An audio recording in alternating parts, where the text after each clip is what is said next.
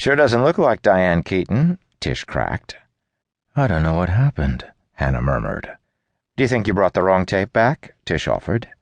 Hannah shook her head. "I couldn't have. I remember last night taking it out of the VCR and putting it on the kitchen counter." "Well, maybe you taped over it by accident," Tish said. Bewildered, Hannah stared at the static on the TV screen. Had she erased the tape? She couldn't have been that drunk last night, though she certainly had a hangover this morning. "Well, fine," Tish sighed, getting to her feet. "My one shot at seeing a snuff film, and you bring me 15 minutes of snow." A buxom black woman in her mid-40s, Tish had a beautiful face and long, straight hair she always pulled back with a barrette. She wore a pair of jeans, boots, and an oversized purple V-neck sweater. Tish, along with her girlfriend Sandra, had been the owner and manager of Emerald City Video for almost 11 years. She squeezed past Hannah and started out of the break room.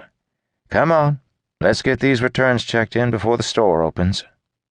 Hannah ejected the tape from the VCR, then wandered toward the front counter.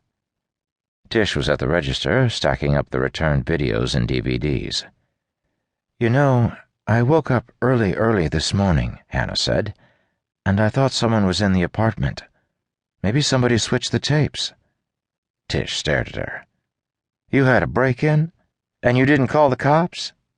"I said I thought someone was there." She shrugged. "When I checked, I didn't see anyone and nothing was missing.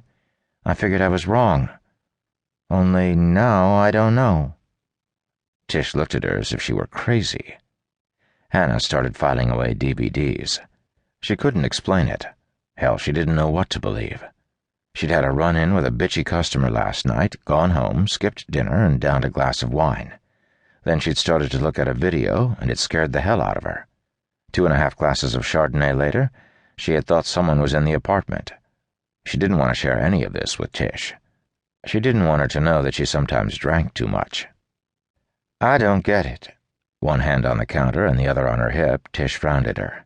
"I mean, if you really think someone broke into your place last night to rip off what looked like a snuff film, maybe it really was a snuff film. You might want to contact the police." Hannah tried to keep busy with the DVDs. She sighed. "They'll just say it was a hoax. That's what you thought last night. You were trying to convince me it was someone's project for a film class. You said so yourself. There's no such thing as a genuine snuff film. They're all fake." "Well, maybe you found a real McCoy. What's the harm in putting in a call to the cops, huh? Let them know what happened." "No," Hannah said. "It's too late to call them now. There's nothing to back up my story. The video's just static now. I'll come across as some nutcase. Please, let's just drop it. No need to call the police, really. I don't want you to." "You sure?" Tish asked. "Of course," she replied. Hannah finished filing DVDs and started in on the tapes. She could feel Tish studying her. After a minute, Hannah glanced at the clock on the wall, then at the door. "Time to open up," she said. "And Howard's waiting.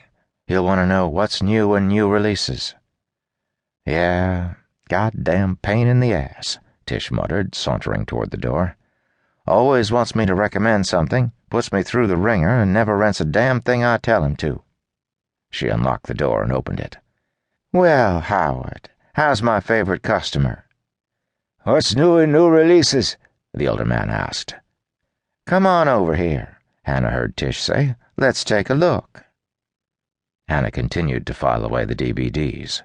She hoped she'd gotten through to Tish about not calling the police. If the video had still been intact, and they'd determined it was real, she would have asked Tish to handle everything. She'd have asked to be left out of it. Only a week ago, she'd confirmed once again that it still wasn't safe for her to become involved with the authorities in any way. In the store, they'd been showing a new comedy called Way Out There. Hannah had recognized one of the actors as a fellow student from her days in Chicago's Second City troupe. They used to hang out together. Way Out There was still playing when Hannah took her break.